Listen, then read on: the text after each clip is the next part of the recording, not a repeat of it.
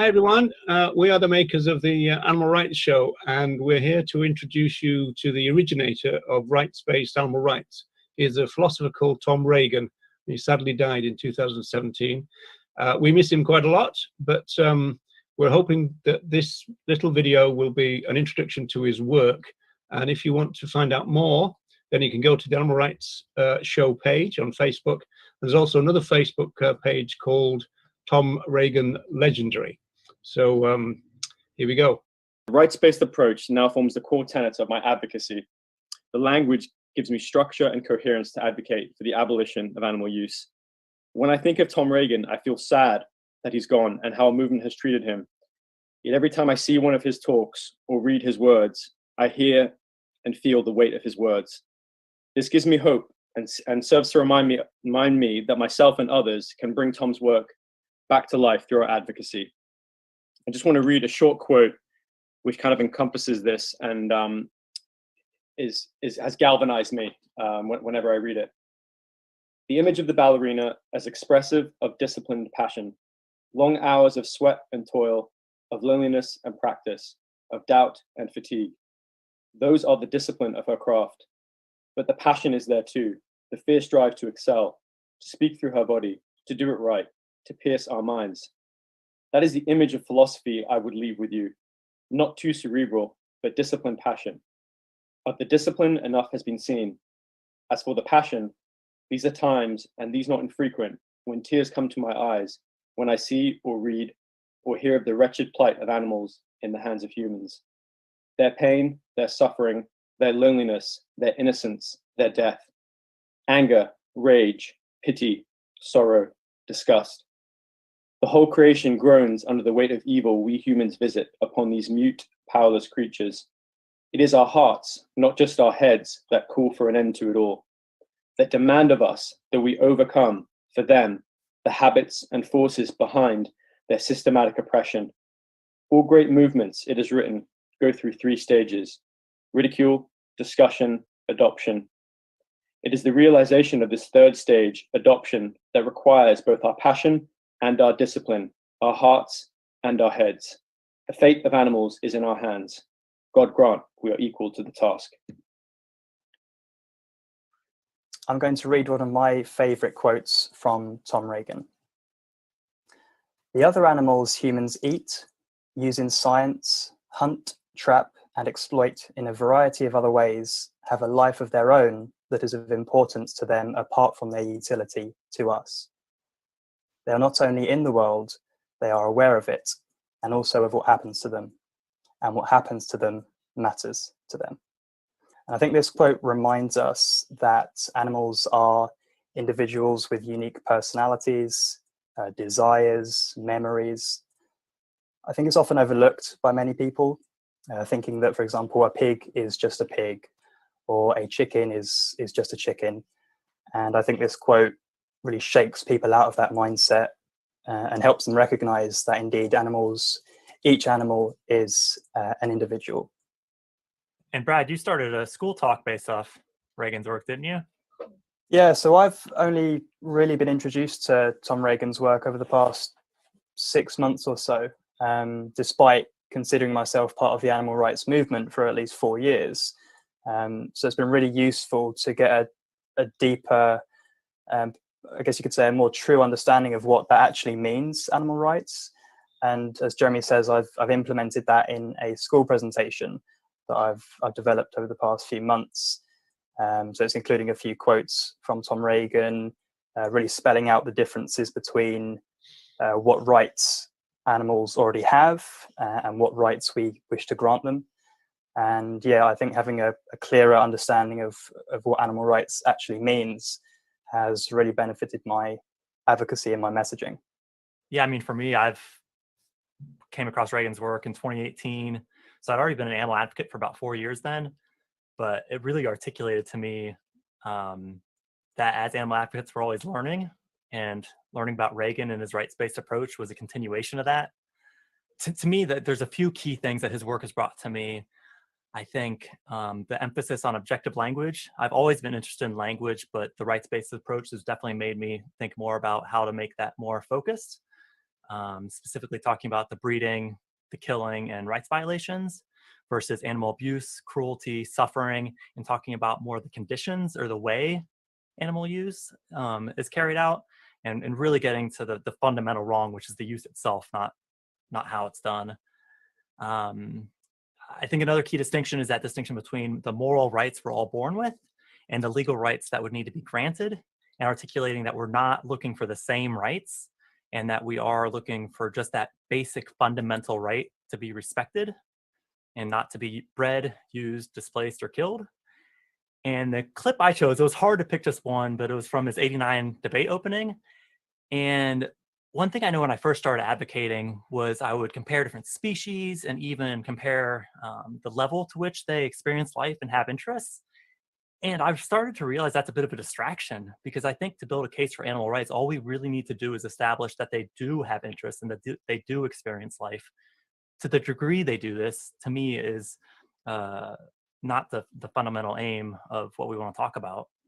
And really just bringing things back to that animal-centric approach versus that human-centric approach.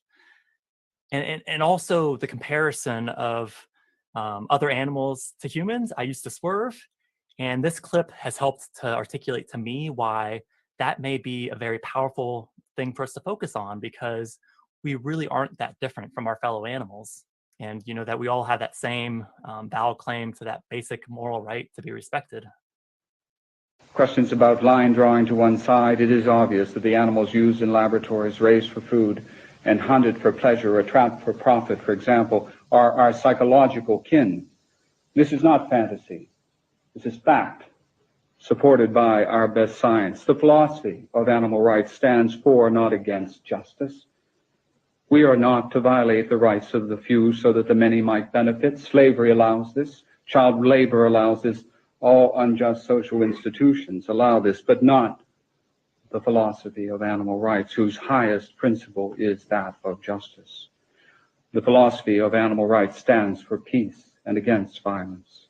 The fundamental demand of this philosophy is to treat humans and other animals with respect. This philosophy, therefore, is a philosophy of peace, but it is a philosophy that extends the demand for peace beyond the boundaries of our species. For there is an undeclared war being waged every day against countless millions of non-human animals. To stand truly for peace is to stand firmly against their ruthless exploitation.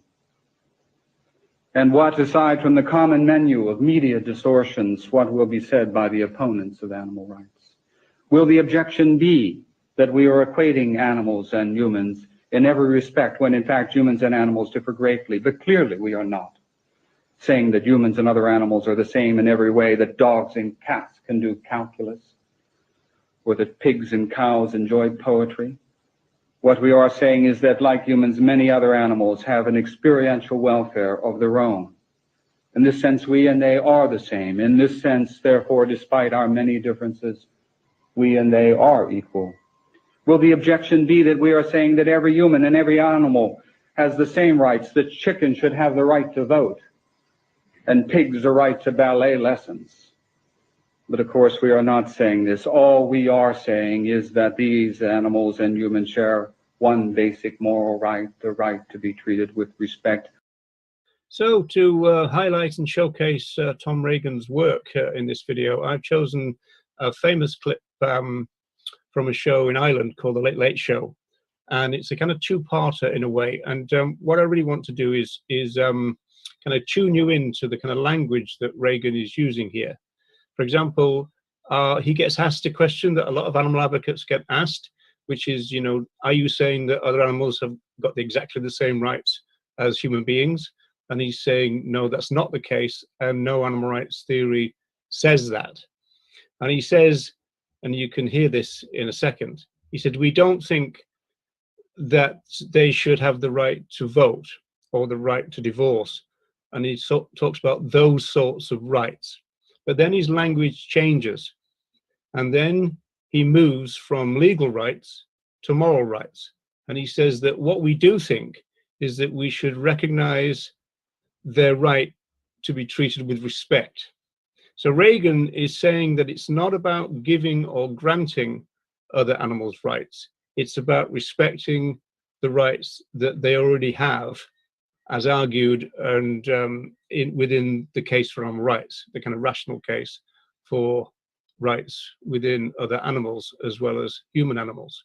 So look out for that. And then the second part is he talks about how animal use is wrong, even if it might be convenient for us, even if it might bring economic benefit, even if it's customary, and even if it's enjoyable.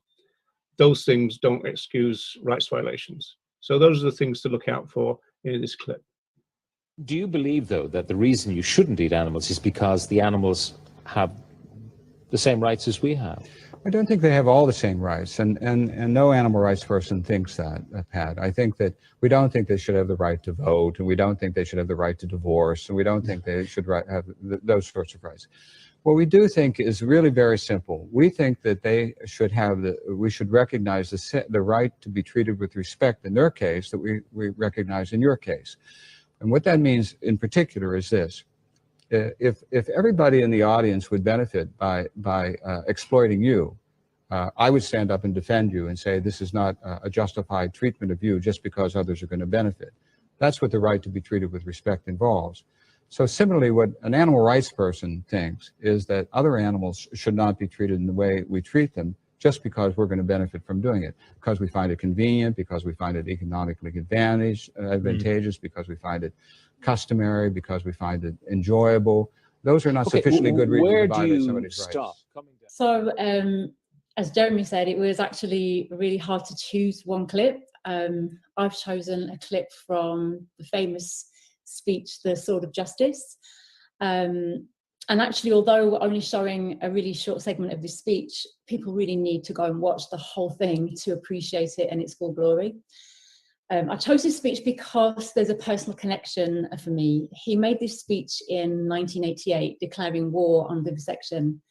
And that's the year I came across my first animal rights stall in Sheffield, Uncaged Campaigns, and started to get involved in campaigns against vivisection. So anti-vivisection was my introduction to animal rights in that very year. But I love this speech for Tom's passion and energy. And despite the fact that he's declaring war on such a vile and evil industry, he does it with great intellect, humor, and positivity. And there's a line from the speech that says, "It's not bigger cages we want, it's empty cages." And for me, this brilliantly encapsulates the essence of animal rights, because it's an end to all use of other animals we are advocating for. So it's not about finding less cruel or painful ways of performing those experiments. It's about abolishing them altogether. And how beneficial those experiments may or may not be to humans is irrelevant. So Tom gives such credence to the movement in this speech. He takes the objections and accusations that are often launched at animal rights advocates, such as being an extremist, or being emotional, being ignorant, being misanthropic, being a terrorist, and he blows them out of the water with such eloquence and humor. And he seamlessly highlights the lies and the failings of the industry whilst touching on issues of age, class, and race, which beautifully demonstrates his stance that animal rights is not separate to human rights. And he even reaches out a white flag to those in the industry to lay down their weapons of torture, to join the army for other animals. And this shows real compassion and is an example we can all follow in the movement. And as he says in the speech, hate the sin, not the sinner. And I love how he pays homage to the Animal Liberation Front in this speech as well. And I feel this speech is just still so relevant today. Tens of millions of our fellow animals are being used in laboratories across the world, undergoing experiments that are unimaginably abhorrent, and they're hidden from the world. And I feel currently a little neglected by our movement. And I'd love to see a resurgence of activism and campaigns against vivisection. It's such a rousing and positive speech. I implore everyone to go and watch it in its entirety.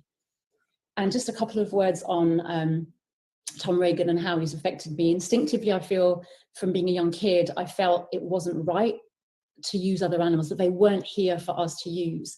And Regan's work has given me the language to be able to understand and express that in a more comprehensive way and extend that into my own advocacy. And I look to the man himself for inspiration. I admire his integrity, his intellect, and I think he embodies kindness, warmth, compassion and empathy with a real fire in his belly, a passion and purpose to seek justice for other animals. And I feel really aligned with that.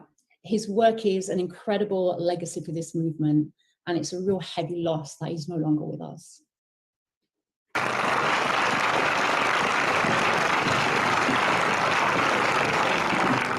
We're gathered here today to declare war on vivisection. Our shared goal is not to reform this great evil, but to abolish it completely. It is not bigger pages that we want, but empty pages. And anything less than total victory will not satisfy us.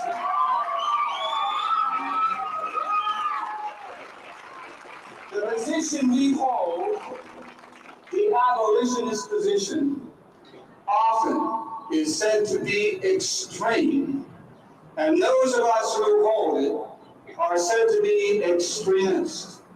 The unspoken suggestions are that extreme positions cannot be right and that extremists must be wrong. But I am an extremist.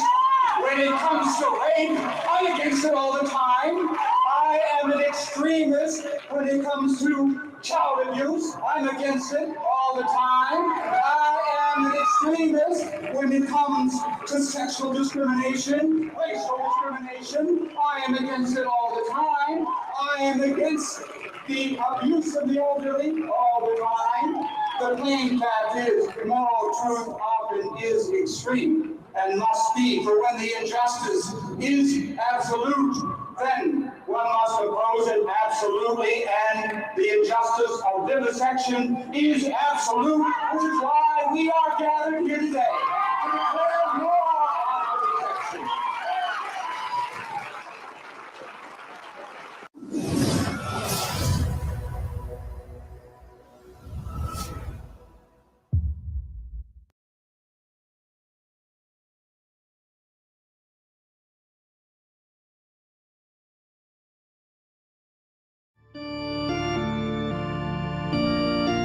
We respect animals. We respect the right to live. We respect. We're not animal lovers. We're not animal lovers. We're not animal lovers. We're not animal lovers. We respect animals. We respect our neighbours. We don't love our neighbours. We respect them. We respect their right to live. Right to live. We respect.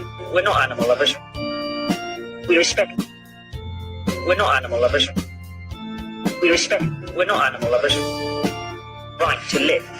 We're not animal lovers. We respect animals. We respect our neighbours. We don't love our neighbours. We respect them. We respect their right to live.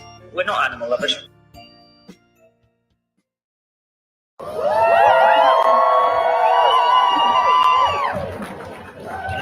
This is a non-violent march, and along our route we'll be stopping at a few locations prominent in historical and current animal use, starting with world headquarters of Unilever, then to London headquarters of Cargill, and then the offices of Marine Stewardship Council. Our journey will acknowledge the current plight of other animals and also explore what we can do today to help bring transformative change.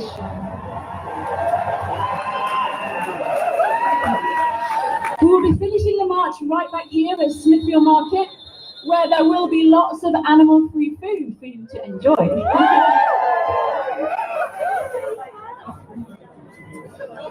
It's so good to see so many of you here. I know we have a lot of different groups and organisations represented. We've got HUNSABs. We've got those trying to end the killing of badgers. We've got anti-fur and anti-vivisection campaigners. We've got those involved in refuge and rescue.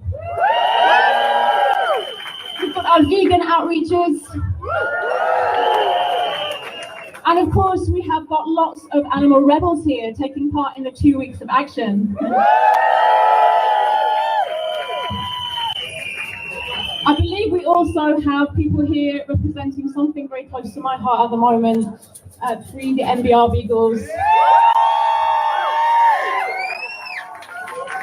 And they're doing such great activism up at Camp Beagle.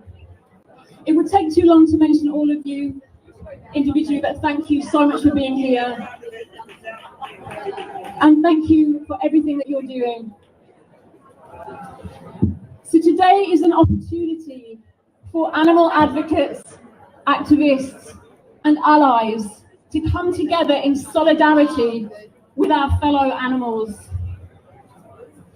A chance to recognize that we are not alone in our fight against the systemic and ubiquitous oppression of those not born into human bodies. This is also a time to acknowledge the anger, the sorrow, and the grief that we feel, and we should be angry. Anger is an emotion triggered by injustice, and there is no greater injustice in size and scale and duration than that inflicted by humans on the other animals.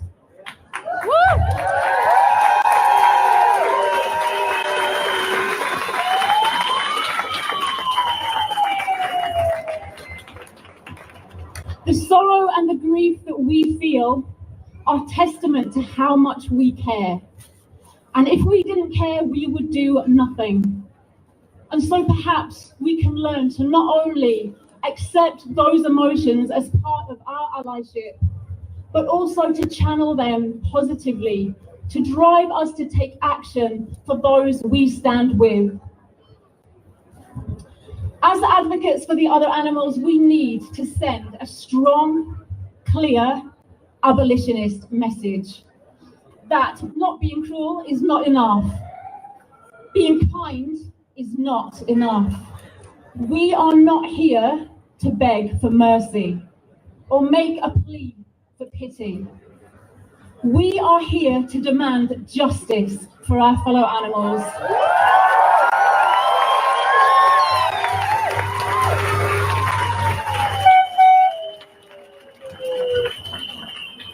We are here to fight for respect.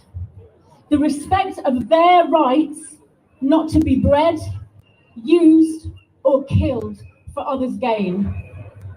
The right not to be displaced from their homes, have their habitats destroyed, their families torn apart, and their resources plundered. For their right to be respected.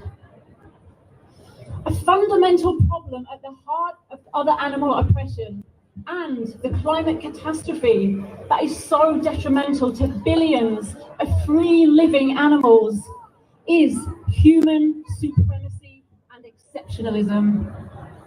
This arbitrary hierarchy we have created, with some humans so conveniently placed at the top, means that our fellow animals are seen by most as less than, as property, as mere disposable commodities to be used as we will, to be consumed, to be worn, to be tested on, to be our laborers, to be our entertainers, to be killed if they get in our way.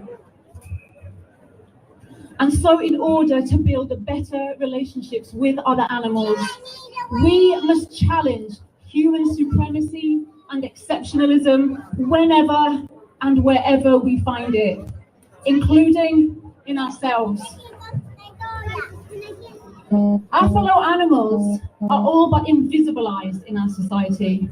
Their experiences often hidden away in confined cages, in darkened sheds, in sterile laboratories, in stinking, crowded spaces behind high walls and barbed wire fences. Others are being oppressed in plain sight. Those bred to be bought and sold as so-called pets. Those that are being hunted and murdered. Those being forced to work for or entertain us. Those we call vermin because we think the earth belongs to us and so refuse to share spaces. those whose homes and lives we destroy as we spread and sprawl our human-centered world to monopolize every part of this beautiful planet. And so it is our duty as allies to bring the stories of those hidden away into the light, to make sure their experiences are seen and heard. We need to amplify their voices, to assist them in their resistance, and make no mistake, they do resist. We need to learn to coexist harmoniously with free living animals and leave them space to thrive and flourish. Other animal oppression is unthinkable in terms of the horror, unimaginable in terms of numbers, but let us not forget that each one of the trillions of those bred, used, displaced, and killed every year is a unique individual. And so what I'd love to invite each and every one of you to do today is to bring to mind one individual, perhaps someone you know and have a relationship with, perhaps someone you don't, whose story has touched you. And today I'd like you to keep that individual in your mind and in your heart and march for them. And today speak about this individual with your fellow advocates. Say their name, bring their story into the light, share their experiences and honor their life, so that together we refuse to let the world ignore them and keep them invisible. Together we challenge the tyranny of human-animal relations and say here today, we see you, we hear you, we will never stop fighting for you.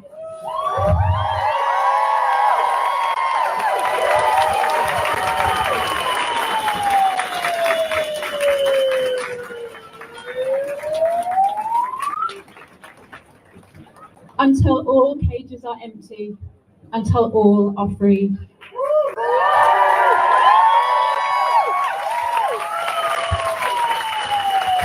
And so we will take a minute's silence to bring to mind these individuals and to honor the life of each and every one of our earthling kin who has suffered or will suffer injustice at the hands of humankind.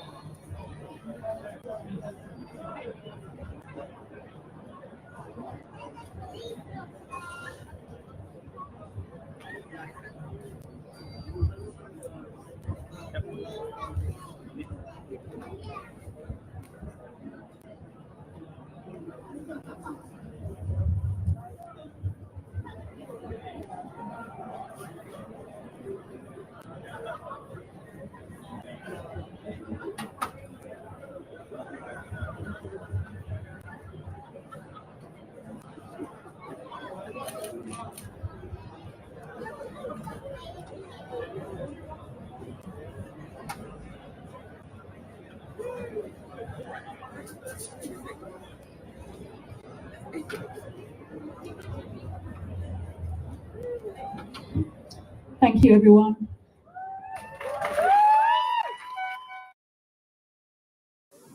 The greatest animal rights speech ever given.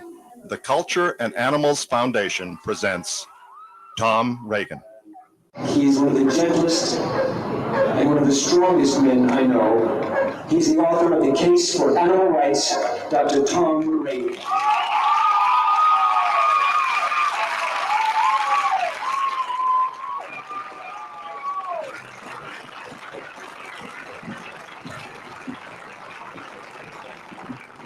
We're gathered here today to declare war on vivisection, to abolish it completely. It is not bigger cages that we want, but empty cages. And anything less than total victory will not satisfy us.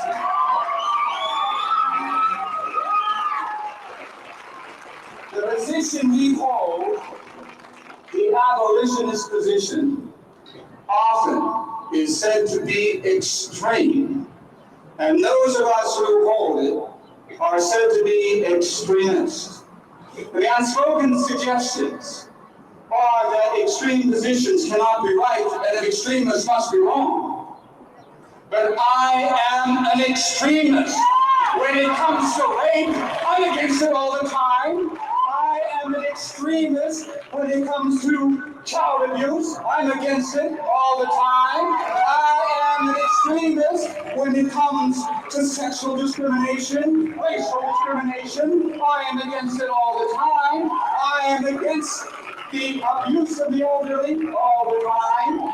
The plain fact is, moral truth often is extreme and must be, for when the injustice is absolute, then one must oppose it absolutely, and the injustice of vivisection is absolute, which is why we are gathered here today to declare war on vivisection.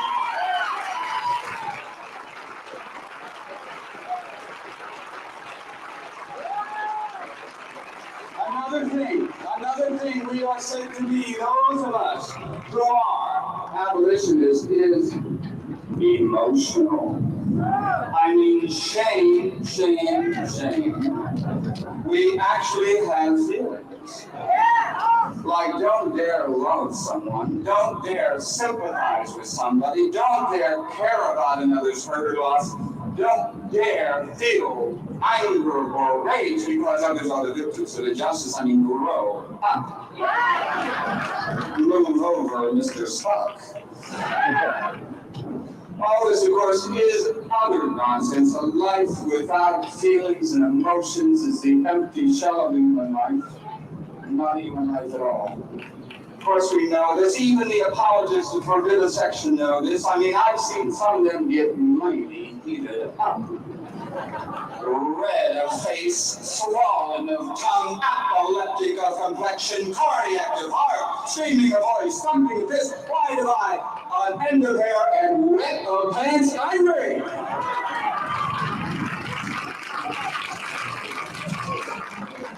So enough of this self-righteous denunciation of emotionalism. It's time to understand that strong emotions, real deep anger, real deep rage, real deep hostility are perfectly natural feelings to have in the face of real deep injustice, which is why we are gathered here today to declare war on vivisection, and we will not be satisfied with anything less than total victory.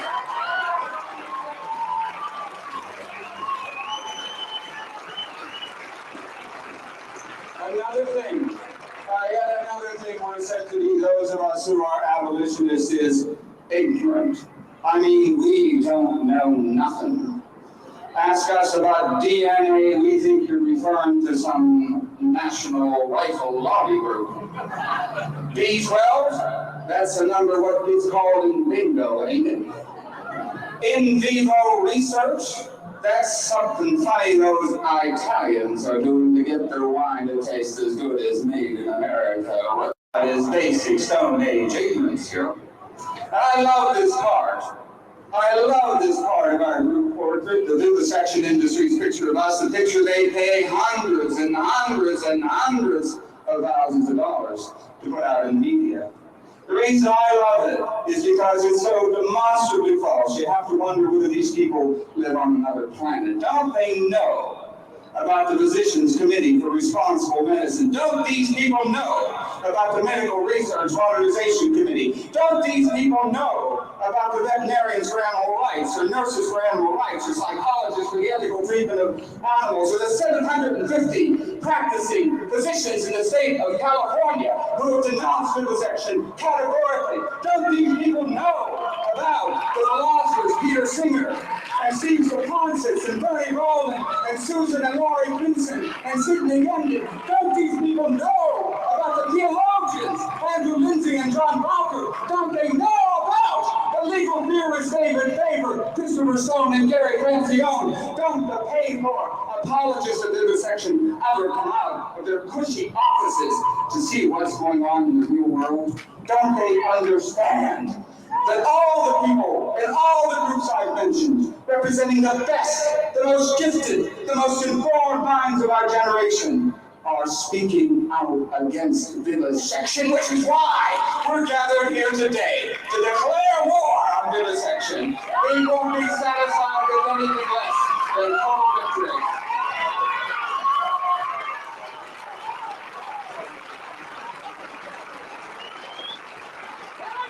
Misanthropic.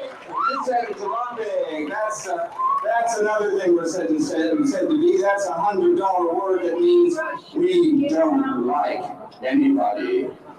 Not our mothers or fathers, not our husbands or wives, not our sons or daughters, not our friends or lovers, not even Mother Teresa or Bishop Tutu. What we love are Lassie and Bentley.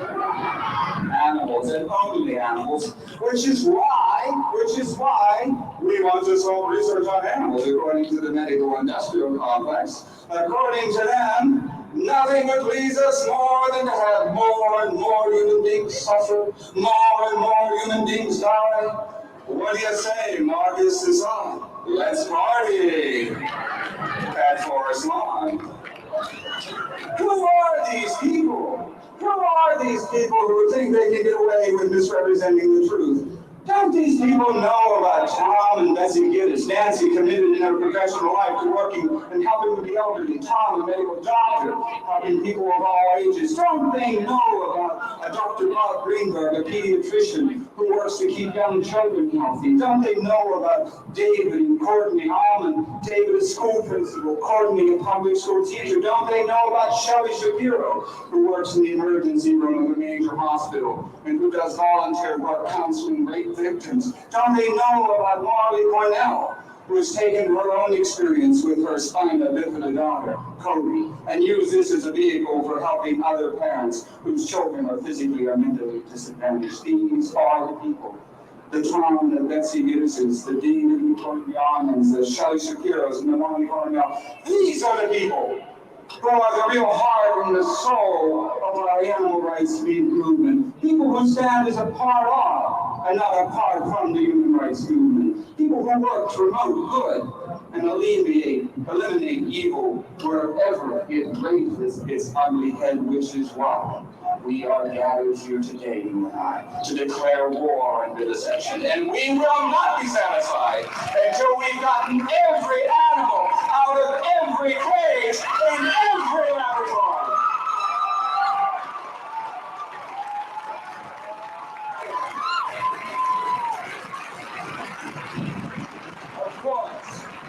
Of course, what's really ironic is how accurately the medical-industrial complex describes itself in efforts to describe its critics. Consider the charge of ignorance. When we find out that 34% of postmortems revealed that the now deceased victim was misdiagnosed, 34% were being treated for diseases they did not have, 34% were not being treated for the diseases that killed them. When we find out that 60 to 80% of the 250,000 coronary bypass patients who undergo the surgery annually in the United States gain no increased lifespan when compared with patients who forego this medical surgery. When we find out that of the 900,000 cesarean deliveries performed in 1986, a full 24% of all infant births, at least 50%, were unnecessary. When we find out that of 120,000 pacemakers implanted during that same year, more than 50% were not medically indicated. When we learn all this, and there is much, much more to learn, when we find this out, even the most trusting among us must begin to wonder where the charge of ignorance really gets. All some people need to do is look in the mirror. What is true in the case of ignorance also is true in the case of compassion. When we find out that 1 in every 6 Americans has no medical insurance, that 1 million Americans annually are denied needed medical care, that the infant mortality rate in the U.S. is among the highest in the world, that a black child born in America is more likely to die before reaching the age of 1 than an infant born in many third world countries, that some 300,000 black children are born in the U.S. every year without their mothers having received a single minute of prenatal care. When we find out that what is true of blacks in America is comparably true of other minorities, Hispanics, people, for example, and Asians. If curative or preventive health care exists, they don't get it because they can't afford it. When we find out that for years the people who receive preferential treatment in the organ transplant program, as that holy of holies, the University of Pittsburgh, were not working class people from the steel mills, not working class people from the mines, but potentates from the Middle East who donated hundreds and hundreds and hundreds of thousands to medical school. When we find out that there are almost 1 million elderly people who have incomes of less than $5,500 a year, 2/3 of whom do not qualify for Medicaid. When we find out that 7 in every 10 elderly who live alone face total impoverishment only after 13 weeks in a nursing home. Average cost $22,000 a year. Median income for the elderly, $11,000. When we find out where the truth lies, we find out who lies. Come on, let's be honest.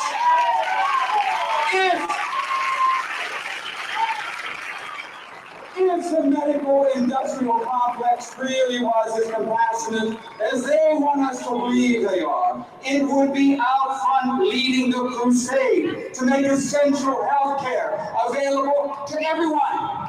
But they are not out front leading the parade. They are not even in the parade.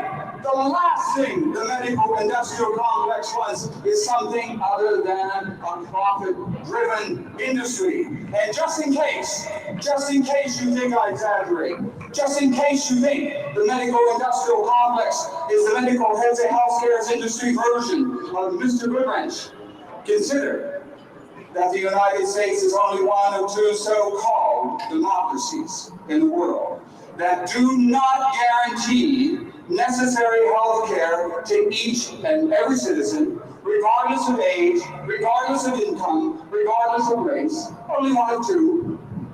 The other democracy, in case you haven't already guessed, is South Africa.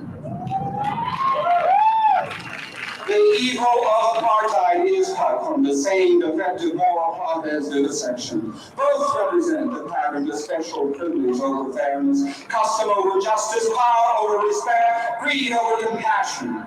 Which is why those of us gathered here today are united not only in our opposition to apartheid in South Africa, but also in our opposition to apartheid in medical science and medical research. Today we declare war on vivisection, and we will not be satisfied until every animal is out of every cage in every lab.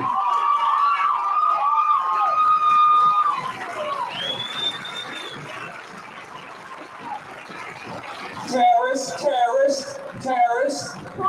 That's the new buzzword the medical industrial complex uses to describe animal rights advocates. We're no longer little old ladies in tennis shoes. Today we're young tugs in face masks, armed with torches and Kansas spray paint, out for a clockwork orange evening of fun and games. You've got to hand it to the vivisection industry's PR people. They certainly know how to work and image to their advantage. Problem is, the image doesn't correspond to reality. The basic philosophy of the animal rights movement is learn, baby, learn! Not burn, baby, burn. Learn the truth about how your tax dollars are spent. Learn the truth about the calluses and lack of compassion that so much characterize the medical industrial complex. Learn the truth about how ignorance and greed find a happy home in the medical community. Learn the truth about how animals are treated in laboratories, what they're doing there to begin with, and why the public health is not being served by this science of death. Learn, not burn, is the real philosophy of our movement, and one part of this learning One part of this learning, an important part, involves the other side of the coin of violence, the side that does not get reported, the side where people in the movement are on the receiving end. People like Jane Tufton from Pennsylvania, who finds dead animals in her mailbox and on her front steps because of her queer views about animal rights. People like Judy Barrett's husband in Indiana, whose car windshield was smashed by neighbors who didn't like his ideas about respect for sentient life. People like Hope Sawyer, who has been told many, many times by people who disagree with her views about animals, and this is a woman in her late 70s, we could touch a match to your place. Then whatever you do. People like you and I, who are not strangers to threatening mail or phone calls at all hours of the day.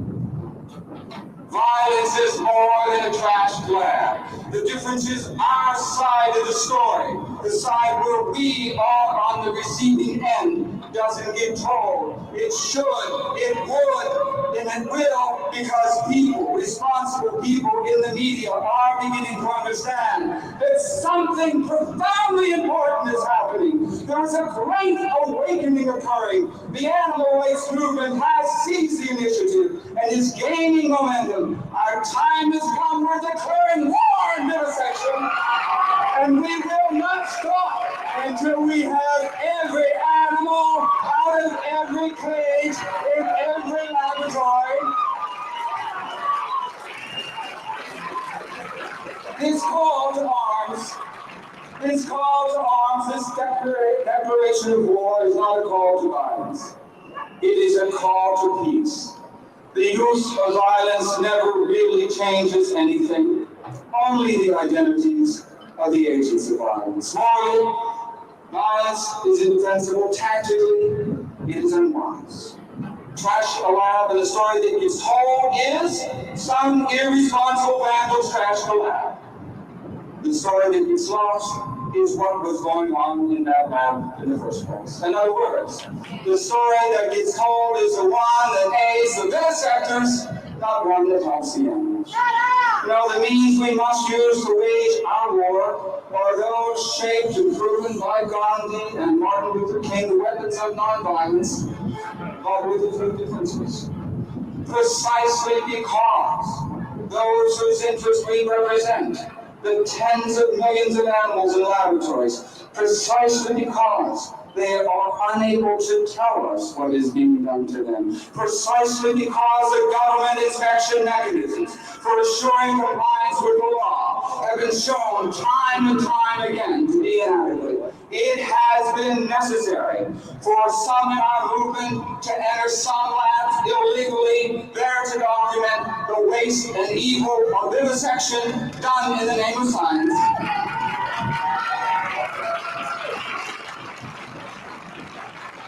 Just two simple things should be said here. The first is, thank God for the Animal Liberation Front!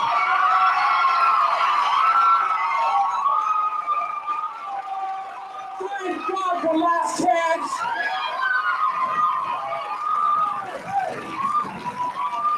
Thank God for Bangladeshi!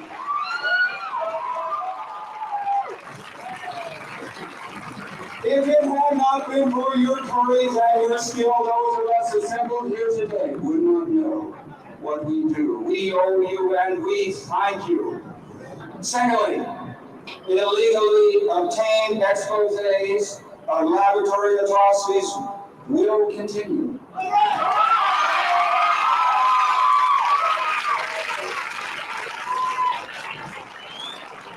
And they will continue as long as the medical industrial complex refuses to allow unannounced inspections of labs by people from the animal rights movement.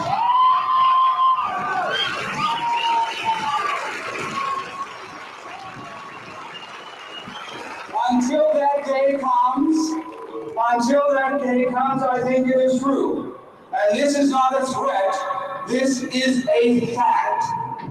Every lab and every research facility is in jeopardy of an unannounced inspection, and I don't mean one done by the government.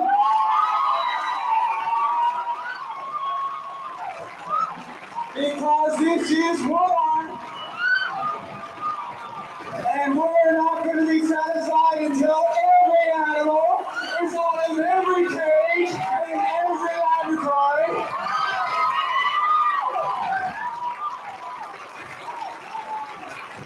Some may say that we ask for too much when we ask for an open door policy concerning lab inspections. Certainly, it will take a great amount of pressure on the vivisection industry to get them to let some daylight in, but there are some glimmers of hope. Edward Allen, remember the name, Edwin Allen, is the judge who recently heard the case involving a break-in at the University of Oregon. Judge Allen got a crash course in animal abuse when he was judicially obliged to watch such films as That Rich's Unnecessary Fuss and the Left. He didn't like what he saw. We have had some evidence, he writes. We have had some evidence here as to certain things which have been done which were disturbing to me. Those activities in the labs, he writes, should be free and observable to any member of the citizenry. It would, he writes, Judge Allen writes, it would be highly appropriate to have these facilities open to the public. Open to the public. Right on, Judge Allen. That's what I say. Help us get our message out. Learn, baby, learn. Now learn, baby, learn. Know this. There is room in our army for more than the Judge Allens. Anyone and everyone can join and is welcome, including many otherwise good, decent people who currently are in bondage in a medical industrial complex. We welcome you into our ranks, if you will, but with the evil of vivisection. In the familiar Christian image, we hate the sin, but love the sinner, or at least we try. To all you good, decent people currently in the vivisection industry, therefore we issue this healing call. Lay down your weapons. Lay down your scalpels and prods. Lay down your Pavlovian slings and restraint chairs. Lay down your stereotaxic devices and your broken guillotines. Lay down your wires that shock and blades that burn. Lay down your tanks that drown and chambers that divide. Lay down your sutures that blind and vices that crush. Lay down these weapons of evil and join with us, you scientists who are brave enough and good enough to stand for what is just and true. We welcome you into our ranks that have known the likes of Plutarch and Ovid, Horace and Pythagoras, Plato and Socrates, St. Francis and Leonardo da Vinci, the poets Shelley and Browning, Oscar Wilde and George Bernard Shaw, Colette, Harry Beecher Stowe, Leo Tolstoy, Gandhi, C.S. Lewis, Mark Twain. Join with us on this historic day. Stand in concert with thousands and thousands and thousands of others. We declare war on vivisection. We will not rest until every animal is out of every cage, in every lab. We can do this, we shall do this. The day will come when all the cages will be empty, when all the animals will be liberated, when all decent, compassionate people can shout with joy, echoing Martin Luther King's famous words, free at last! Free at last! Free at last! Thank you.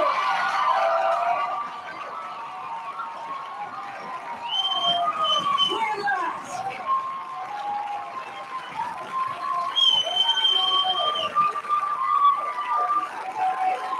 Dr. Tom Ray, guys, in the applause! Free at last!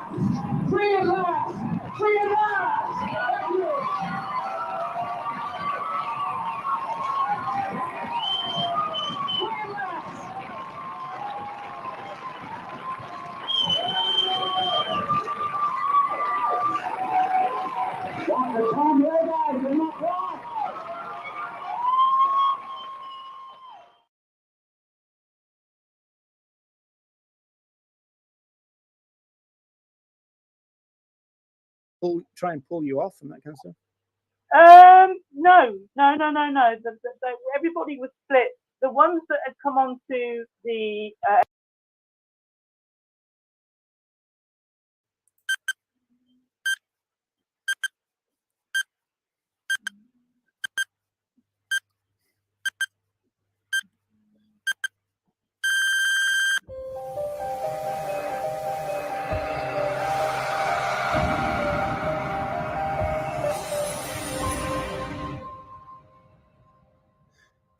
Hey, look at that. Still got it. Still remembered after a month what to do, what buttons to press. Hello, well done, Doc. Well done. Yeah, I know. Yeah. Evening. Good How you doing? evening. Good evening. How are Could have you, had a senior Louise? moment there. I'm good. I'm okay. Getting there. Oh, it's lovely to have you on here. Yeah, it's lovely to be here actually. We've got people jumping in and saying hello. We've got our Jezza here. We've got Jeremy the ape. Hi, Jezza. Hello, fellow apes. He says we've got Suzanne. Hello, fellow animals, and Deb. Hi, everyone. Hey, Deb. Nice to see you, everyone. Say hello if you're here in the chat. Right, so we've got a couple of very special guests. The first one being specialer than the next. Yeah.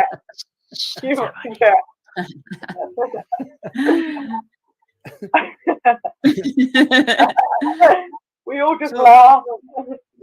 So Louise, you've got about 20 minutes where you can speak uninterrupted. Wow. I don't know what that is, Roger. I don't know what that is. Yeah. I know. I thought it might be a shock. I thought I better warn you. Oh, shut your face. He doesn't know what it is either. Apparently. It started already. Started. Mm. Right. So we're going to talk to you about a couple of things, Louise. That you've done a bit of DA recently, and you've got yourself into the. Did you make the papers, or was it just social media? The kind of local paper I did, and I would have been on the Animal Rebellion site. I think there's some video footage of me being helped out of the Luton van, as it's called, and it's like a kind of big removal vehicle that was used to block the road. So there's some footage of that, but it's really local media that really caught up on it in terms of the papers.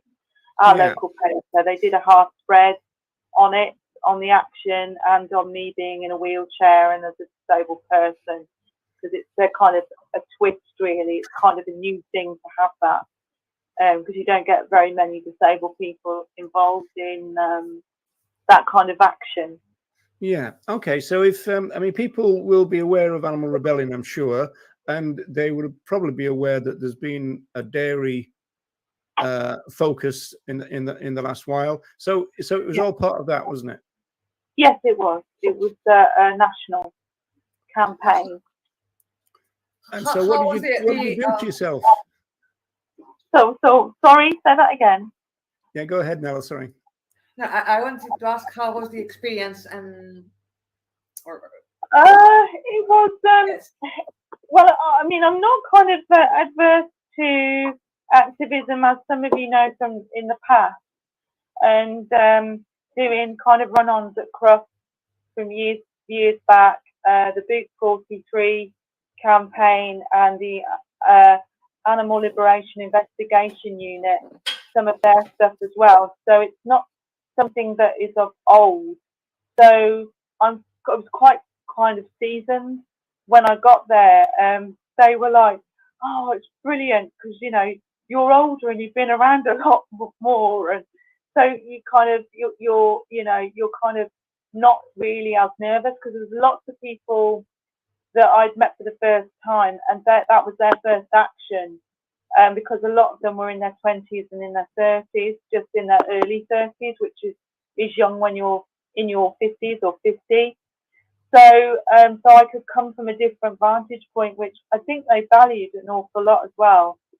So that was kind of new for me, because as I said, like for me, being in the house, I was probably one of the oldest. There was another older woman, and she was a GP, and she was in Animal Rebellion and just off oil.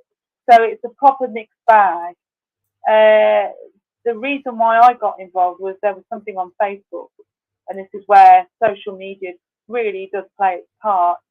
They were looking for people to pledge, take part in the kind of dairy action. And so I thought, can I really do this? Am I able to do this as a disabled person and get the help that I need? I'm older, I'm in a wheelchair, I'm more infirm. So the practicalities of it were really quite important for me to understand, and for them to understand as well as.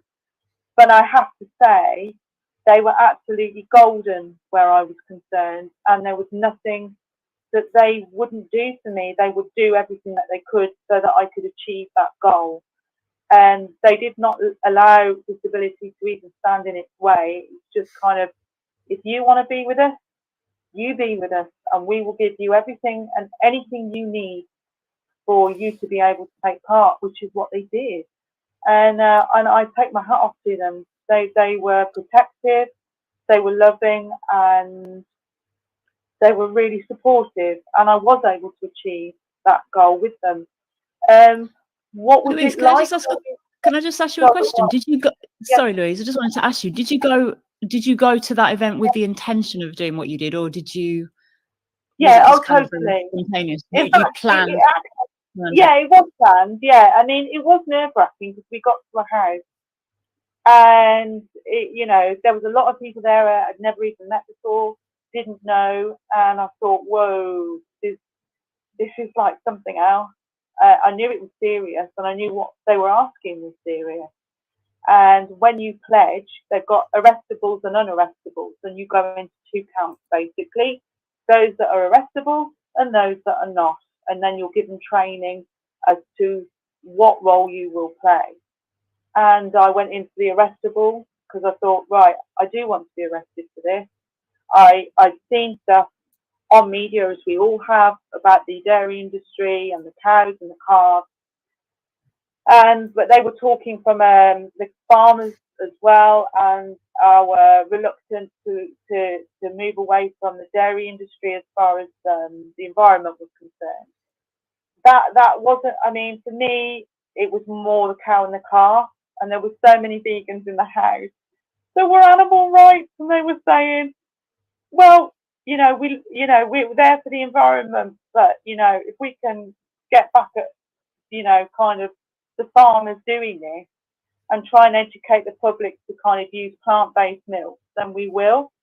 So that was very much the point for me. That was my passion, was to just try and stop it for a few hours, just to cost that company some millions of pounds, whilst I was laying across the seat with a lock around my neck. What was lovely was they knew I was in a wheelchair, so it didn't go quite to plan.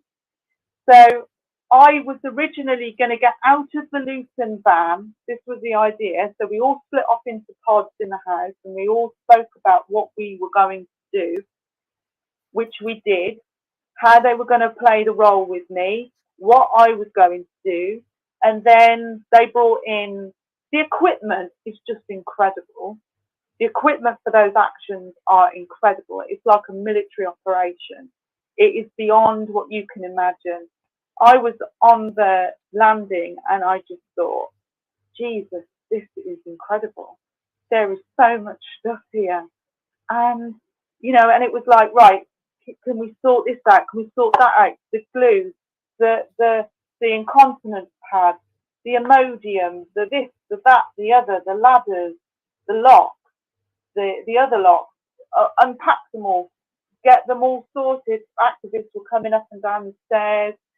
There was buoyancy, there was intrepidation, there was nerve, there was a bit of wind. People were like, oh, excuse me, because, we were all quite nervous, because Then we had a meeting that was about 11:30 at night, and someone came in that was quite high up in Animal Rebellion, and they said, you're going out tomorrow morning. And we were like, oh my God, okay, this is actually happening then. And yep, it is happening, and this is what we need you to do, okay? And so I was like, taking a few deep breaths, and I could feel my heart in my chest kind of beating just that bit more. And I thought, right, okay, let's do this. And then he said, right, got 2 locks for you that are really special for your wheelchair. So they brought them in, and they were like woven material. There was locks inside it, and then like a barrel lock. It's just a bike lock, but it was quite a fancy, 2 fancy ones, and they're quite short.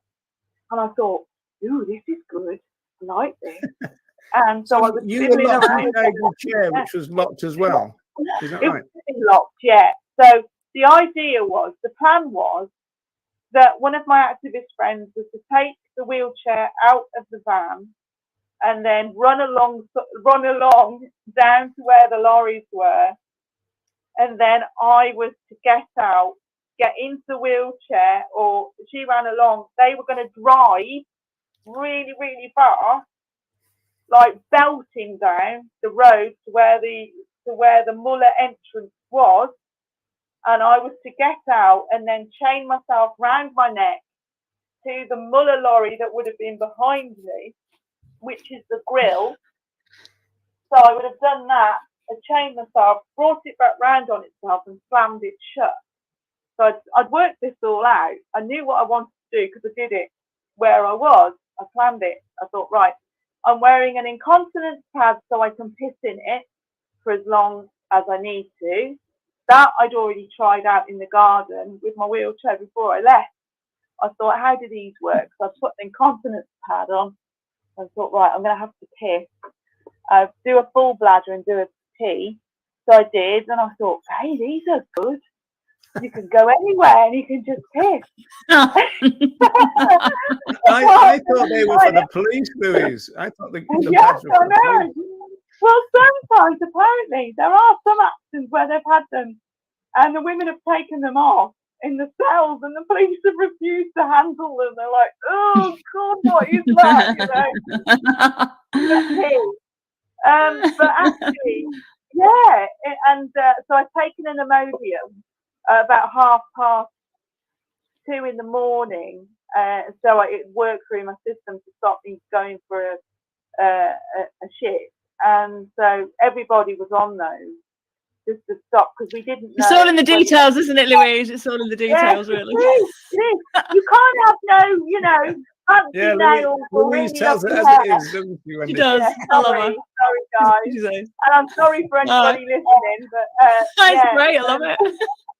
And then I didn't get a lot of sleep that night, and I just slept with all my clothes on and continence pad on, Imodium, and then the door went tap, tap, tap, tap, and it was like, come on, up you get. And like we just all kind of sat, and we were like, oh, okay. And out we went out into the cold night, and very early hours, and we just sat, and we were like, there was 3 of us in the front, nobody was in the back, and the idea was to get up onto the roof of the Luton van and cut the road off. But as we drove in, this kind of riot van was there already, and the coppers were kind of milling about, and we kept our heads down, kind of like that, and we kept looking, and I went, shit, oh, bollocks. And we all looked at one another, and I thought, can we do this? I don't know. Shit.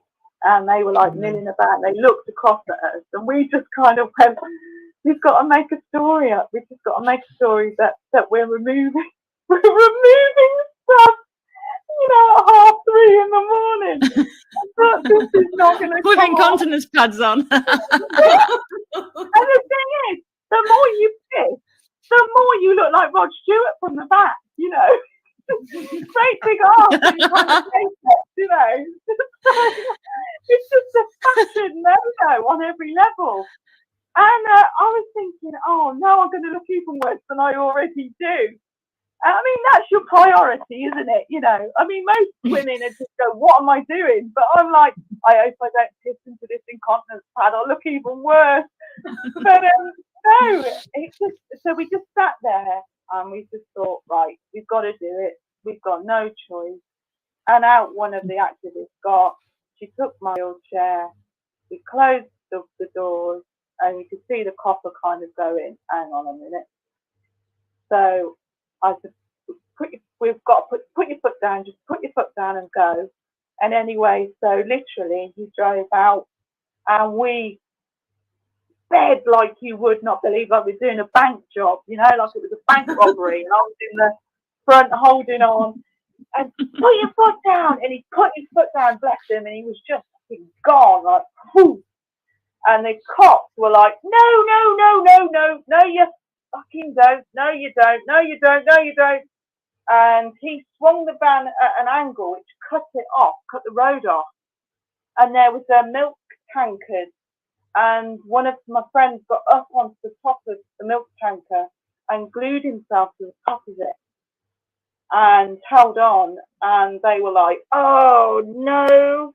Oh, shit, we've got here too. The police were actually saying, we've got here too late. They're already kind of here. But then we knew that people were cutting across the grass. They've broken through and got up onto the silos, which is full of milk, thousands and thousands and thousands of litres of milk stored. So they got up onto those. And of course, I couldn't see in the dark, so I didn't know what was going on. There was blue flashing lights everywhere and everybody was running around, and some of it was a bit chaotic. Other parts of it went absolutely brilliantly. And then I found myself sat in this cab on my own. And I thought, well, I'm not going to get out of here, and I can't chain myself to a lorry because there isn't one. It's further forward and I'm not going to get to it. So I thought, fuck it, I'll shut the doors. So I closed the doors over while they were the police were taken over by everything else that was going on. And I thought, right, I got the chain out the bag that I'd taken. I'd already got, it was 1972 too, the code. So I twisted it to that 1972 too. And then I put it quietly around my neck. The coppers were all round. And one guy was like looking like that at me. And then he turned away and he was talking to a colleague. And they were all talking about this Luton van and what to do with it. And I put the chain round my neck like that. Put it round the steering wheel nice and slowly, nice and quietly. And then slammed it shut. And he turned like that and he went, oh, for fuck's sake. And realised, shit, she's gone and chained herself to the fucking steering wheel, which means we can't get into the vehicle with hallucinators. We're going to now need a specialist team to come in. And apparently there's only 2 or 3 of them in the country. This is a national event. So we knew potentially we could be there for hours and hours and hours.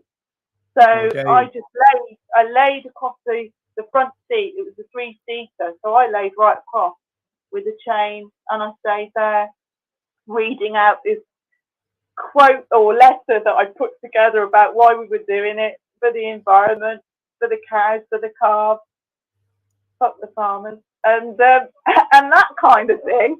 And it couldn't have gone, for me, it couldn't have gone better because I actually didn't have to leave the vehicle and I knew that. But that is from years of doing activism anyway. You kind of get that head on you as to how you get what you need from that particular action. That for me, I know I'm not going to get out of that vehicle. My most important thing is to be arrestable. And that's what I pledged to do. And I was sticking to that pledge no matter what happened. I thought, right, that is what I'm here for. That is what I'm to do. And I was extremely loyal to Animal Rebellion at that point because that's what they asked me to do. And that was my job. So that's the reason it went as well as it did for me. I'm not saying it did for everybody else, but for me it did. And I didn't actually get arrested. That was the irony of it. I'd actually done the action and fucked it up, you know. And there were people saying, "Fucking hell, Louise, that's brilliant. You actually stayed within the vehicle. You made that your own weapon of choice. You made it work for you." So the high of that was just lovely. And as I lifted my head just enough to be able to see the banner on top of the silos, oh, it was so moving, because most people only see that, you know, on social media or on the TV. But for me to be able to see it and have been in contact with the activists that the night before we were all talking about it, to see it come to fruition, and they were just as nervous and frightened. But to have that courage to just say, right, this is what we're going to do, and them actually able to achieve it was just incredible. It's such a lovely, lovely thing, such a beautiful feeling. I mean, if you could bottle it, you'd be a millionaire. It was wonderful, you know. And I was woo, woo, woo, woo, woo, like that, and the police all kind of around the van, you know, and it's like, they've done it. They've only gone and fucking done it. That's absolutely brilliant. And I was laying there, don't you think that is amazing? And he was like, no, not really. Louise, why do you think you didn't get? Why didn't you get arrested? Do you think what stopped you getting arrested? How come? I think it's because there's a few things. I think, and one of those is they don't want to touch me because I'm in a wheelchair. They're very funny about it. It's a really strange thing, because other people were getting arrested for far less. In fact, I know that because some of the activists couldn't achieve what they set out to do, and because they were hanging around the site, they got nicked, and I didn't. And they wanted me off the site. They made no bones about that. But they just said, "We'll have you off the site as soon as you're able to be freed." And then they got 2 coppers to come in, and they had bolt croppers. And, you know, the one copper turned my face away, and he was very kind, actually. He was very, very sweet. He didn't want anything to happen. And he was very concerned about me in terms of how long I've been laying there, what I needed as a disabled person, making sure that I was actually okay, whether they needed a paramedic just to offer pain relief or anything like that. All of those things they were having a discussion about, to be fair, which they did. He just said to me, can you just turn your face, Louise, whilst we get this guy to come in with a bolt cropper? So if we can do that, and he used his hand to shield my face with his glove, and then they just broke it. It just went like that, and then I was then free, and then he sat me up and said, right. You've gone off script now, Louise, because you're supposed to say they're all fascists and that they were. No. But I know. No, they're all right. I know. We need to move on then to the second thing that we're going to talk to you about. Yeah. First of all, when I put this on YouTube, it asked me, is this suitable for children? And I clicked this thing saying this is not suitable for children. Today, I'm going to have to find one. This is absolutely, definitely not suitable for children when I put it onto YouTube. Right. Sorry, so, I can use. No, I'm only joking. So have a look at this. Do you recognise this?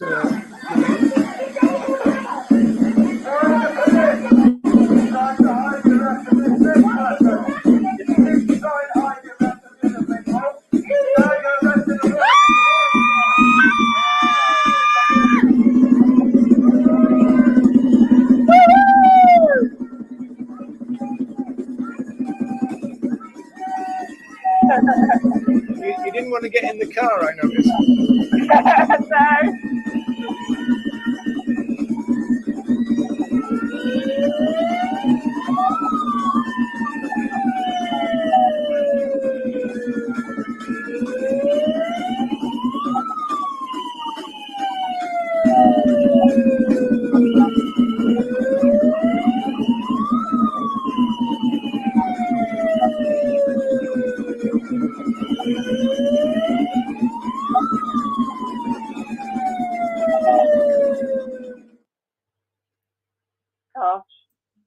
So, God. do you want to tell the audience what that was?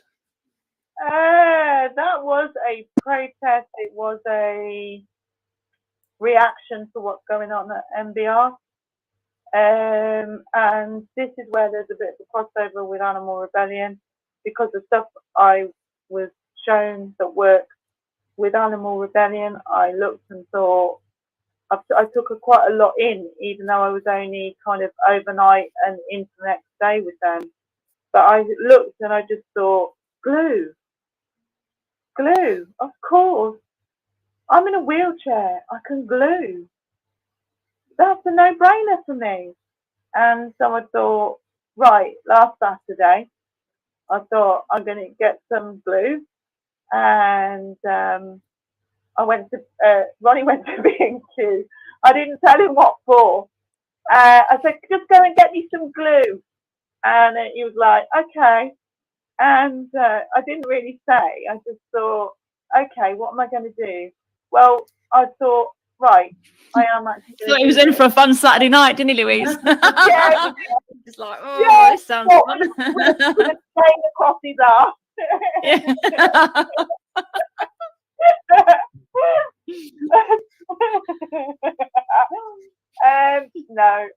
Yeah. Anyway, I think the thing is, I just thought to myself, right, it's a simple thing for me to do. I'd seen the part of where there was like a thing on Facebook saying there's going to be a demonstration. It's going to be like an end of year kind of demo, shut down MBR. And I thought, right, okay, shut down MBR. So in my head, I thought, right, I'm going to shut down MBR. I mean, not that you are actually going to shut it down, but that's what I thought. I thought, right, well, I've got to try and make an impact. In my head, I thought I must try and make an impact. And there's been a lot of arguments with MBR, and I wanted to get past that to try and focus on the dogs, really. And not saying that people aren't focusing on the dogs in their own personal level.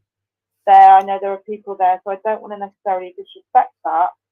But for me personally, I've seen a lot of stuff where I thought, oh gosh, we've really lost where we're going with this in terms of focusing on the dogs. So I just thought, right, that's what I'm going to do. So that's what I did. And I went there. I went up to John Curtin and I said, what's the situation with the gate and the what do they call it? The injunction. And he said, look, you're not on the injunction. And I said, I'm going to glue myself, and can I have a board and can I have a megaphone? So he said, okay, all right. And so he just gave me the board, gave me the megaphone, and I held the placard in my teeth and had the megaphone on my lap. I'd undone the glue and put it in my dress pocket, and I was like wheeling myself up the road because nobody knew what I was going to do. So I thought, right, I'll wheel, and keep this placard, keep the megaphone, keep the glue from spilling out in my pocket. I thought, I really haven't thought this one through. And I thought, please don't spill in my pocket because I love this dress. That's what I was thinking. I know it's nuts, but I was thinking that. And I thought, please don't. And I was wheeling like that. Anyway, so I turned myself. And well, a couple of minutes earlier, I put my fingers through and thought, ooh, those work. That works. Because it's only a tiny little gap in the metal. And I thought, look at that. That's nice. Nice and cozy. So anyway, I thought, right, I'll get the glue out of my pocket and go like that. And it's dripping out. And I thought, lovely. And then I just put my fingers through the gap, closed them down, held it there. And then it was like rock solid. And then I said on the megaphone, which is what you can see there, I basically said, I'm here because I totally disagree with what's going on. This is a protest against MBR acres and the abuse and torture of innocent dogs, innocent animals everywhere across the UK and worldwide inside laboratories. So basically, I went on from that and talked about speciesism and, you know, animal liberation and all of that. And in fact, a lot of people said about the speech that I did on the megaphone that they thought that that was really good. And it's hard when you're in that situation because you can't hear yourself, and there's so many different emotions going on that you can't see what's happening around you either. It's ever so weird. It's like you're on a ground level with it. And then I said to people, if you're not in justice, come across the road, come across. Why are you standing there? Come over. And so 26 people came over with their boards, and then 3 other young activists said, I'd like to take part in what you're doing. I said, great, lovely. I just happen to have some spare glue. Yeah, I do. I did. Got some more glue here. You're welcome. So one lad, he said, I put his hand out, and he went, and he stuck his hand on the fence. I love Louise's sound effects in there. I just think it just adds to the finesse of the story. I love it. And then a lovely girl, beautiful girl, came up, and it was her boyfriend that glued himself. She took a minute or two, and she went, I want to do the same. And there's an absolutely beautiful picture of her looking up at me, and me looking at her, and her face is just a light. It's just so beautiful, and it's just lovely. And then another lad came, and he said, can I say, what you're doing is amazing. It's brilliant. I just love it. And I said, well, why don't you take part in it? And he said, how do you mean? And I said, here's some glue. So I said, come over, everyone. I've got enough for everybody. You know what, Roger? It was getting a little bit. So I glued his hand, and I said, right, push it down onto the floor. And he went, right. I said, hold it. So I did. He did. And he went, I'm stuck fast.